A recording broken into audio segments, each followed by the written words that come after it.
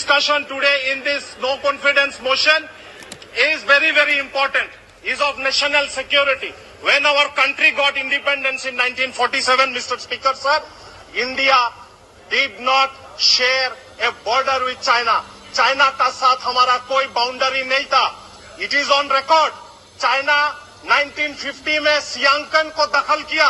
भारत की संसद में बहुत बार आवाज उठा, लेकिन तब का भारत की प्रधानमंत्री ने पार्लियामेंट में आके कोई स्टेटमेंट नहीं दिया. 1951 में चाइना ने तिब्बत को एक्वायर किया, हमारा संसद में आवाज उठा, कोई आवाज नहीं दिया.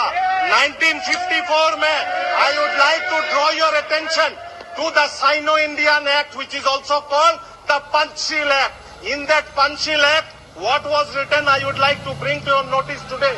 The Sino-Indian Act or the Panchsheel Act said that we will mutually do no aggression. We will mutually respect the territory of each other.